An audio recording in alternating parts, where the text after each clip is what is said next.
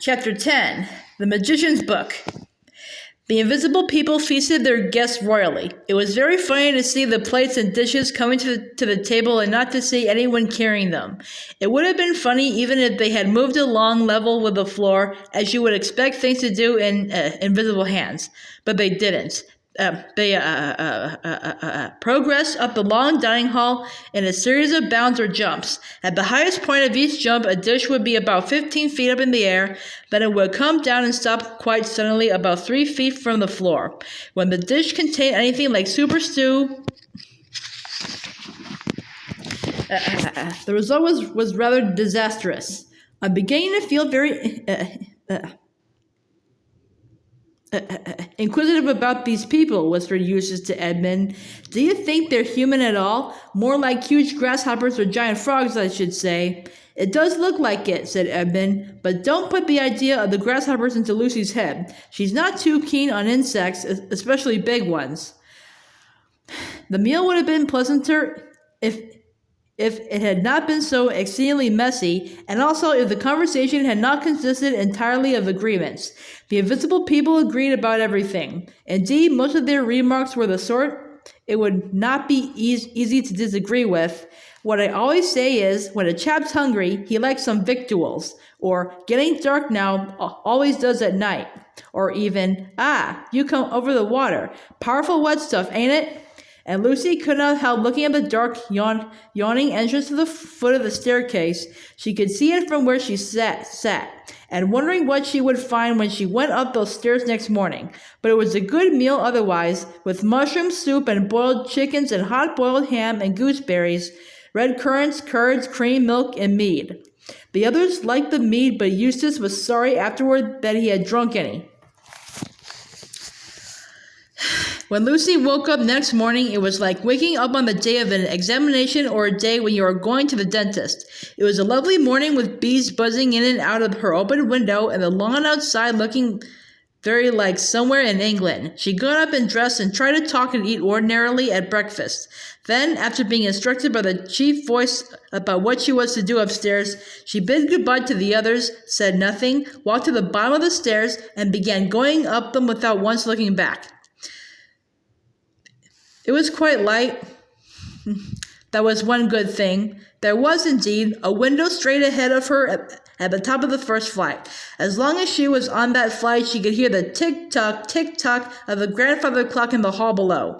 Then she came to the landing and had to turn to her left up the next flight. After that, she couldn't hear the clock anymore.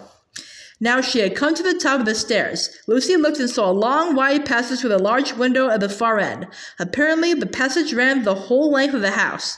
It was carved and paneled and carpeted, and very many doors opened off it on each side. She stood still and couldn't hear the squeak of a mouse, or the buzzing of a fly, or the swaying of a curtain, or anything except the beating of her own heart.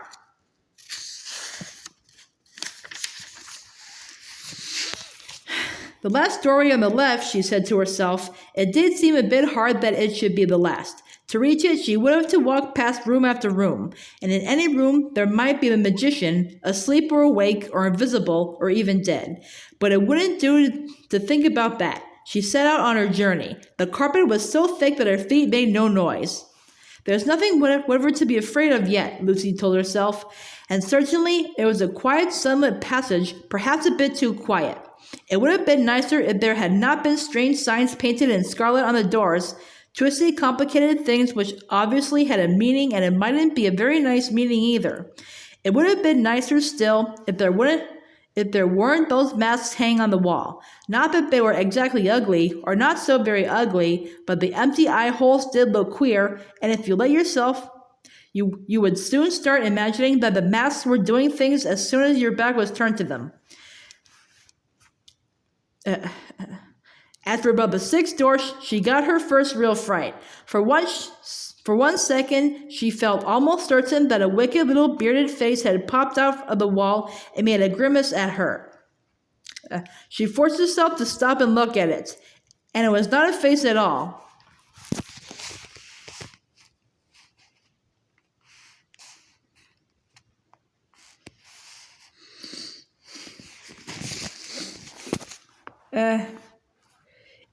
It was a little mirror just the size and shape of her own face. With hair on the top of it and a beard hanging down from it, so that when you looked in the mirror, your own face fitted into the hair and beard, and it looked as if they belonged to you. I just caught my own reflection with the tail of my eye as I went past, said Lucy to herself. That was all it was. It's quite harmless. But she didn't like the look of her own face with that hair and beard, and went on. I don't know what the bearded glass was for, because I am not a magician. Before she reached the last door on the left, Lucy was beginning to wonder whether the corridor had grown longer since she began her journey, and whether this was part of the magic of the house. But she got to it at last, and the door was open.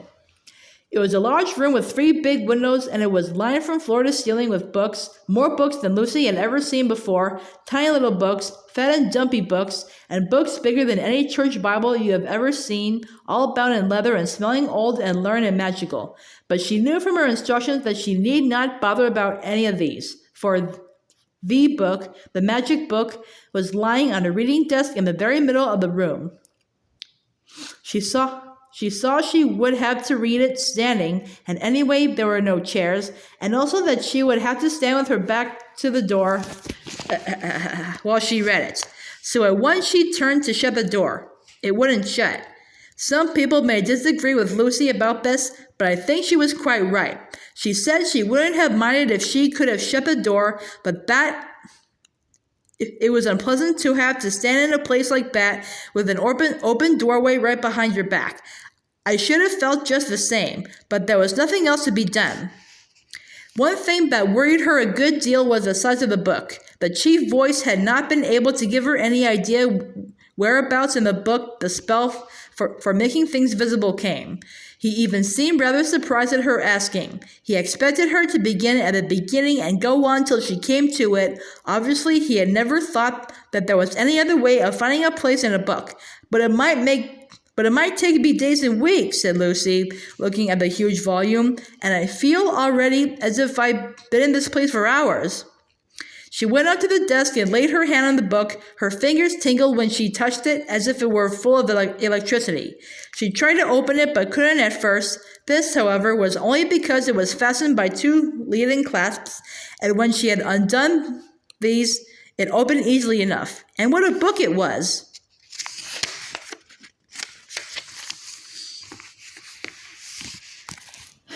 It was written, not printed, written in a clear, even hand, with thick downstrokes and thin upstrokes, very large, easier than print, and so beautiful that Lucy stared at it for a whole minute and forgot about reading it. The paper was crisp and smooth, and a nice smell came from it, and in the margins and around the big colored capital letters at the beginning of each spell, there were pictures. There was no title page or title. The spells began straight away, and at first there was nothing very important in them. There were cures for warts by washing your hands in moonlight in a silver basin, and toothache and cramp, and a spell for taking a swarm of bees. The picture of the man with toothache was so lifelike that it would have set your own teeth aching if you looked at it too long, and the golden bees which were dotted all around the 4th spell looked for a moment as if they were really flying. Lucy could hardly tear herself away from that first page, but when she turned over, the next was just as interesting. But I must get on, she told herself, and on she went for about 30 pages which, if she could have remembered them, would have taught her how to find buried treasure, how to remember things forgotten, how to forget things you wanted to forget, how to tell whether anyone was speaking the truth,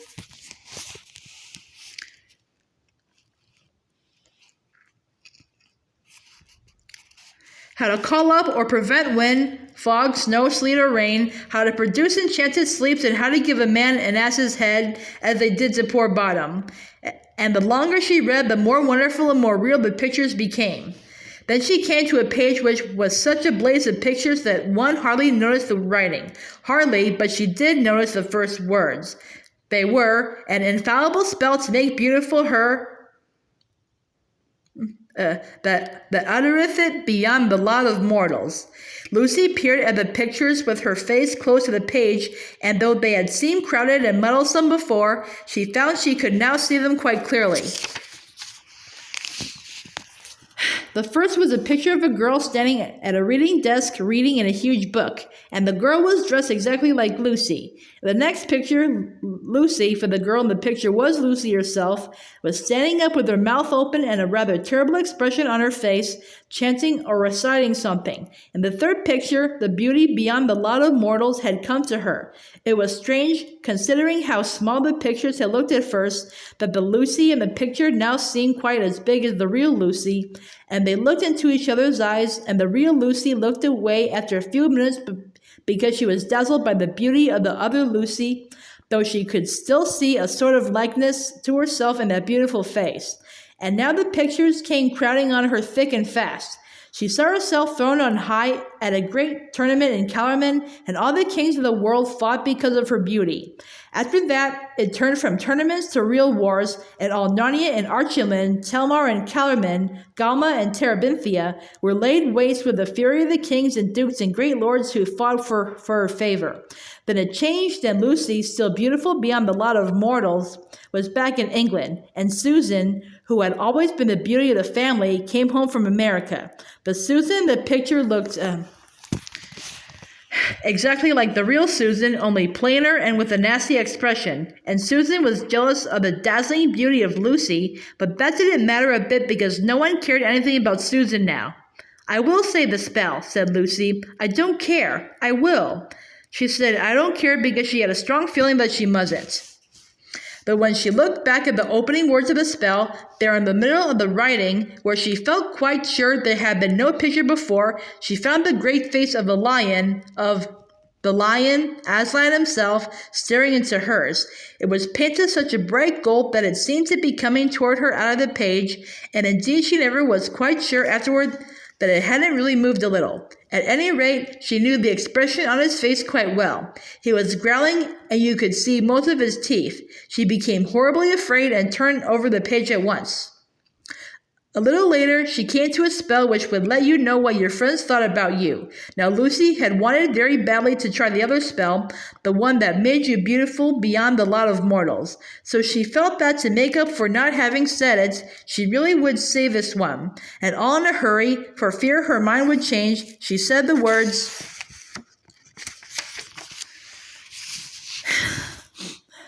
"Nothing will induce me to tell you what they were." Then she waited for something to happen.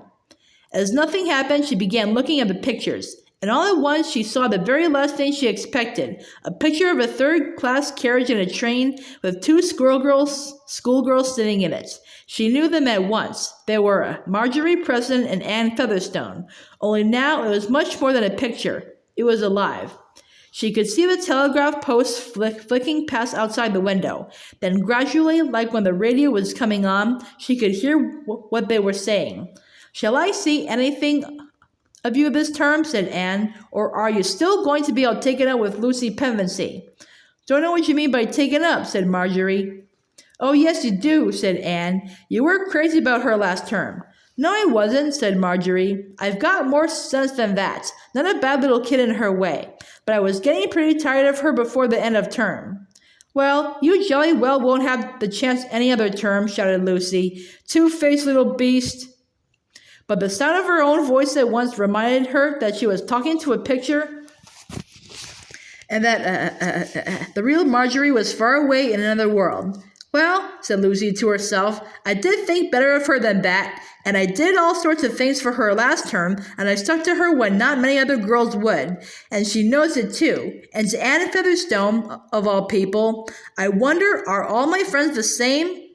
There are lots of other pictures. No, I won't look at any more. I won't." And with a great effort, she turned over the page, but not before a large angry tear had splashed on it. On the next page, she came to a spell for the refreshment of the spirits. The pictures were fewer here, but very beautiful, and what Lucy found herself reading was more like a story than a spell. It went on for 3 pages, and before she had read to the bottom of the page, she had forgotten that she was reading at all. She was living in the story as if it were real, and all the pictures were real too. When she had got to the 3rd page and come to the end, she said, "That is the loveliest story I've ever read or ever shall read in my whole life. Oh, I wish I could have gone on reading it for 10 years. At least I'll read it over again. But here part of the magic of the book came into play. You couldn't turn back. The right-hand pages, the ones ahead, could be turned.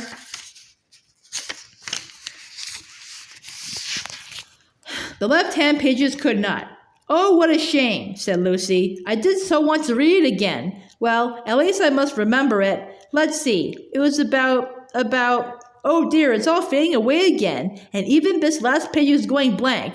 This is a very queer book. How could I have forgotten? It was about a cup and a sword and a tree and a green hill. I know that much, but I can't remember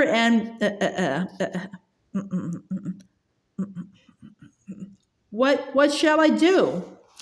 And she never could remember, and ever since that day what Lucy means by a good story is a story which reminds her of the forgotten story in the magician's book. She turned on and found to her surprise a page with no pictures at all, but the first words were, "A spell to make hidden things visible."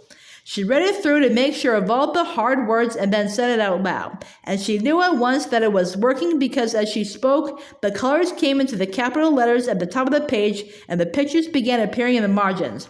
It was like when you hold to the fire something written in invisible ink and the writing gradually shows up, only instead of the dingy color of lemon juice, which is the easiest invisible ink, this was all gold and blue and scarlet. They were odd pictures and contained many figures that Lucy did not much like the look of. And then she thought, I suppose I made everything visible, and not only the thumpers. There might be lots of other invisible things hanging about a place like this. I'm not sure that I want to see them all. At that moment, she heard soft, heavy footfalls coming along the corridor behind her, and of course she remembered what she had been told about the magician walking in his bare feet and making no more noise than a cat. It is always better to turn round than to have anything creeping up behind your back. Lucy did so. Then her face lit up till, for a moment, but of course she didn't know it, she looked almost as beautiful as that other Lucy in the picture, and she ran forward with a little cry of delight and with her arms stretched out. For what stood in the doorway was Aslan himself, the lion, the highest of all high kings. And he was solid and real and warm, and he let her kiss him and bury herself in his shining mane. And from the low earthquake-like sound that came from inside him, Lucy even dared to think that he was purring. "Oh, Aslan," said she, "it was kind of you to come." "I have been here all the time," said he. "But you have just made me visible." "Aslan," said Lucy, almost a little reproachfully, "don't make fun of me, as if anything I could do would make you visible." "It did," said Aslan. "Do you think I wouldn't obey my own rules?" After a little pause, she spoke again. "Child," he said, "I think you have been eavesdropping." "Eavesdropping? You listened to what your two schoolfellows were saying about you." "Oh, that? I never thought that was eavesdropping, Aslan. Wasn't it magic?" "Spying on people by magic is the same as spying on them in any other way, and you have misjudged your friend. She is weak, but she loves you. She was afraid of the older girl and said what she does not mean." "I don't think I'd ever be able to forget what I heard her say." "No, you won't." "Oh dear," said Lucy, "have I spoiled everything? Do you mean we would have gone on being friends if it hadn't been for this? And been really great friends, all our lives perhaps? And now we never shall." "Child," said Aslan, "did I not explain you once before that no one is ever told what would have happened?" "Yes, Aslan, you did," said Lucy. "I'm sorry, but please, speak on, dear heart. Shall I ever be able to read that story again, the one I couldn't remember? Will you tell it to me, Aslan? Oh, do. "Indeed, yes, I will tell it to you for years and years. But now, come, we must meet the master of this house."